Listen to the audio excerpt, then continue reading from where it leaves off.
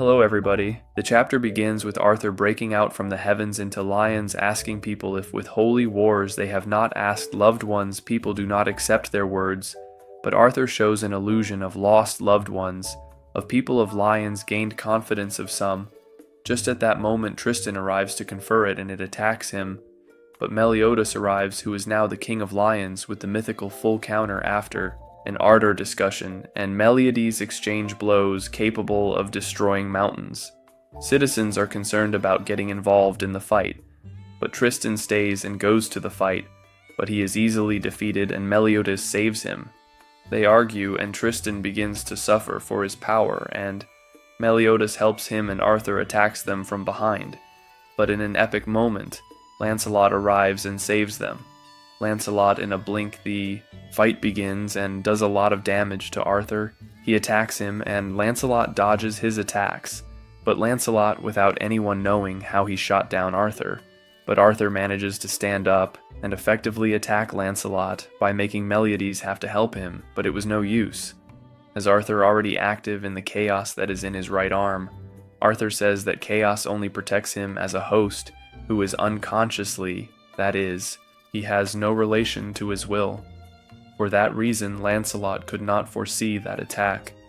Meliodas regrets not having separated the chaos of Arthur in the last holy war, and just at that moment Lancelot stands up as if nothing had happened, and tells Arthur that he knows nothing about him, and with his enormous magical power frightens Arthur. And at that moment the Knights of Chaos arrive with the main enemy of both of them. And when Arthur decided to go Lancelot in less than a blink, he pierces his heart with his arm, but it had no effect because Arthur and the knights simply vanished. But before leaving, he said to eradicate the 4 horsemen from the apocalypse. Then we went from scene to one of Percival with his friends, wondering that he is Camelot, and because Arthur was incomprehensible, Percival in the fight was of no use, thus concluding the chapter. Chapter 2 begins with Lancelot talking to a strange called Thetis, and she leaves after saying that I do not understand her feelings, and Lancelot replies that she does not train hers either. Tristan trains hard because she feels useless when she cannot help the previous combat at all. I never thought to his friends they went to see Meliodas and they met Elizabeth, who thanks them for their effort defending the kingdom, and then Meliodas appears and we realize that the girlfriend of Percival believed that Meliodas looked like in the writings and was disappointed for that. After a Percival talk on orders from Meliodas, he has to say goodbye to his friends since he is one of the horsemen of the apocalypse. But after an emotional moment, Meliodas says that they are confusing and then names friends as sacred knights. They get angry with Meliodas for being wrong in their way of speaking, but they are happy that they do not have to separate from Percival. Then we went from the scene to a room where the horsemen of the apocalypse and their groups are gathered. And at the meeting they talk about the 4 having to destroy Camelot and Arthur. Then Thetis, the magician, shows everyone what Camelot looks like, after Arthur took it to another dimension little by little. And Tristan asks Meliodas how he knows he is leaving little by little, and he knows that from the Percival grandfather, who was a gentleman, sacred, that he wanted chaos. His Aeliodes tried to finish it, but he fled. Along with Percival and Meliodas, he found them and helped. But Thetis says that there is no way to get to Camelot since Jericho killed all the prisoners with the mark that Arthur gives to access Camelot. Tristan says he believes the only way to get to Camelot is to wait for the Chaos Knights to attack them first in order to capture them. But Lugo, a member of the Tricitan group, says they are all useless, except Tristan, and Percival laughs, saying he wants to travel, explore, and defeat Arthur. Thus concluding chapter 2. The chapter begins with Percival talking to his friend about wanting to go on an adventure with everyone, but she declines, explaining that she needs to help Meliodas with new clothes and equipment. She expresses surprise that Meliodas is a king despite being a demon, to which Percival responds that it's no big deal since it's Meliodas. However, she doubts this, and Percival adds that if he were a demon, she would hate him. She disagrees, saying she wouldn't because he is himself. Percival hugs her from behind, making her blush. She pushes him away, but secretly appreciates that Percival behaves this way only with her. From a distance, someone is seen watching them. Next, we move to Tristan, who is talking to Isolde, who is in love with him. She tells him not to do anything reckless again, as her heart nearly exploded during their last battle. Tristan rejects her feelings, stating that he sees everyone as his comrades, and wants to be with them the way the 7 deadly sins were united. Then we see Lancelot, who is with his beloved, a girl about 1 meter tall, and they too are being watched by someone. Lancelot waits for his girl, who has changed clothes, and surprises him. Lancelot asks how she knew everything that was happening, realizing that she can foresee the future. She admits that she can see it perfectly, including conversations and details. She tells Lancelot that she saw a future she didn't want to see, where something bad happens to him, and she breaks down in tears. They continue talking, and she mentions that his existence has always supported her. She always wished to meet him one day, and now that they've finally met, she says that even if something bad happens, she feels she can endure it because she has him. Lancelot is confused, and she changes the subject before they part ways. As the girl leaves, she encounters the person who was following them. It turns out to be Ironside of Camelot, and she agrees to go with him. Lancelot senses something is wrong and quickly goes after her, but she telepathically tells him not to worry, assuring him they will see each other again because she cannot change the course of destiny. The scene shifts to Meliodas, who is talking to Gawain. She asks him if he truly believes she will fight against King Arthur as a knight of the prophecy. She also reveals that she is the daughter of Arthur's brother-in-law and says she has no reason to take their side. Meliodas replies that she must have her reasons for coming.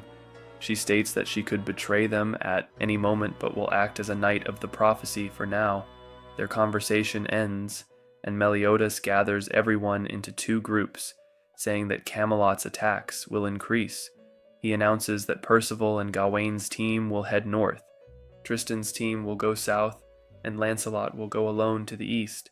They bid farewell, and the chapter ends. Hello everyone, the chapter starts with Ironside telling the girl that it's natural for her to be surprised by the landscape.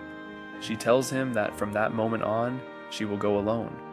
Ironside is surprised that she knows the landscape, and he offers to help her, but she refuses, saying that she will die in her son's arms. With that phrase, Ironside lets her go alone. The girl finds a door and decides to enter. She performs a spell that teleports her to Arthur, who is with Merlin. Then we see Ironside, who upon arriving home, finds his son and tells him not to worry about anything, that he will be with him and protect him. At that moment, we see that Ironside decided to go with his son to Camelot, to live the illusion that nothing will happen to his son because of the illness he has. Then we see Arthur talking to his fiancée, Lancelot's girl. She tells Arthur that all she wants from him is his prophetic ability. The girl ignores her and tries to speak with Merlin, but Merlin does not respond, and Arthur attacks her because that Merlin was just an illusion. After a conversation, she tells Arthur what will happen in the near future. She says that Lancelot will defeat 2 of the 4 knights, and Arthur decides to send soldiers for backup, ignoring the fact that changing destiny comes with a high price. Next, we see the group of the 4 horsemen, who have arrived at their destination. Everyone is surprised by the construction and the markings on the walls. They all arrive at a town where there's a festival. They go in search of a place to stay, and they find one, but they are unsure whether to stay because there are not many rooms available. Percival and his companion leave to explore, and then they all play rock, paper, scissors to see who will get the rooms. Tristan ends up with a beautiful girl, and Percival, a companion of Tristan, and Lancelot end up together. Lancelot is on high alert for whatever may happen. The girls pair up and decide to go to the festival, but they are being watched by the Knights of Chaos. Then we see the other boys reaffirming their friendship. Later, we see Tristan buttoning the girl's shirt when the others interrupt them, and they all head to the festival. Meanwhile, the Knights of Chaos prepare to attack, thus ending the episode. Hello everyone, the chapter begins with Tristan talking to the girl, telling her that he already knows who she is because she called him Prince when they first met. She explains the reason behind the festival, and the group prays for their deceased loved ones. They soon notice that Tristan is no longer with them, as he has wandered off to pray alongside the girl. The others go searching for them, but Lancelot and Gawain stay behind. Gawain uses her magical ability to remove the magic blockade at Lancelot's request, as he has a bad feeling. Everyone feels the magical power surge, and the barrier blocking magic reappears. The girl then reveals to Tristan that she is the one creating the magic barrier with her abilities. She unveils her true identity as a demon and attacks Tristan, overwhelming him in battle. The group tries to help, but they cannot hear Tristan's voice or communicate due to the magic of one of the Chaos Knights. Meanwhile, the girls encounter Jade and are ambushed by an archer, who they manage to dodge just in time. The archer turns out to be another Chaos Knight, who uses her magic to control small animals in the environment to her advantage. Jade uses his darkness magic to obscure the archer's vision, allowing them to escape. However, the archer pursues them, but Isolde's magic explodes, enabling their escape. Back with Percival and the others, they are being defeated. Percival attempts to use his healing magic, but the Chaos Knight quickly attacks him.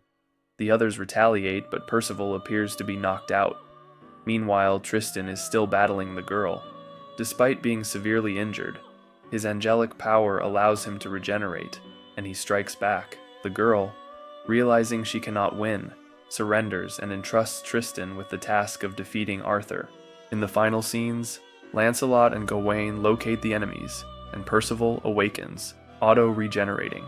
The mage controlling animals appears again, but Nassians neutralizes her with a single blow, ending the chapter. The chapter begins with the group debating whether to search for the others, but they decide against it. Then we see Tristan asking someone to remove the barrier, but they refuse, fearing that Arthur will hear. The serpent's venom severely weakens Isolde, but Jade helps by sucking out the poison. At that moment, the sound fades, and the bald Chaos Knight appears, attacking Jade and the others brutally. Just as the knight is about to strike Isolde, Jade intervenes, but the magic in Isolde's arm, which had touched the bald knight, causes an explosion that defeats him. However, Jade is pierced in the process. The bald knight survives, and Aang uses his magic to destroy him. Percival arrives and tries to heal Jade, but he can only close his wounds, not revive him. As the Chaos Knights almost escape, Kion intercepts them with his magic, summoning a giant phoenix of fire that disintegrates them. We then see Lancelot and Gawain easily defeating their opponents, leaving the demon girl in disbelief. Lancelot warns her that if they had attacked his friends during the festival, he would have shown no mercy, ending the chapter. The next chapter begins with the group arguing about what happened with Jade. Percival tells them to stop fighting, as Jade wouldn't have wanted that. They cease their quarrel and interrogate a Chaos Knight, forcing her to open the door. She complies but explodes due to a spell from Arthur. A girl warns Arthur not to keep defying fate or worse things will happen, but Arthur laughs and demands to know the future. The prophecy reveals that 6 assassins will be sent. 2 will flee, and 4 will perish. Arthur decides to proceed, leaving Ironside to select the assassins. One of them is Arthur's brother-in-law, who accepts the mission after receiving a message from Ironside. The group bids farewell to Jade, and Io, the demon, appears to provide information on how to reach Camelot. Meanwhile, the 6 assassins await the group's arrival, but instead, guided by the demon girl, they reach the gates of the underworld, their intended destination. As they descend, Gawain warns of 2 problems. The underworld's miasma causes hallucinations for non-demonic races, but Tristan uses his archangel magic to create a light cloak to counter it. The second issue is the hostility of demons toward other races. A messenger informs the demon king, Zeldris, of intruders entering the underworld. Zeldris orders that they be brought before him, ending the chapter. The next chapter begins with the group marveling at the underworld. Percival recalls a memory involving someone named Zeld. Suddenly, they are expelled from the hole and surrounded by demons. Percival's group is taken to Zeldris's castle, where his overwhelming magical power dominates the atmosphere. Percival recognizes Zeldris and feels happy to see him, and the feeling is mutual. However, Tristan and Lancelot's group runs into trouble due to Tristan being half-goddess. The demon girl mentions Percival, resolving the issue. Percival tells Zeldris about how his father, Ironside, tried to kill him just as he had done to his grandfather. Zeldris remarks that this isn't unusual, as he experienced the same. He encourages Percival to feel proud of how strong he has become. When asked what they want, Percival explains they need to reach Camelot quickly. However, Percival realizes he is missing something crucial: his sword, the final piece of the coffin of eternal darkness. The other fragments are in Camelot's possession, and if they acquire Percival's piece, it will be catastrophic. Zeldris orders all demons to help search for the sword. The group goes with Zeldris to understand the situation and expresses disappointment at Percival's carelessness. Meanwhile, they wonder where Gawain is, as he seems to have been separated after they fell into the hole. Later, we see Percival, who appears to have found his weapon. It turns out they encountered one of the 6 assassins who had been defeated by Gawain. Gawain had infiltrated the enemy by pretending to be one of them. Gawain challenges all the assassins at once, ending the chapter.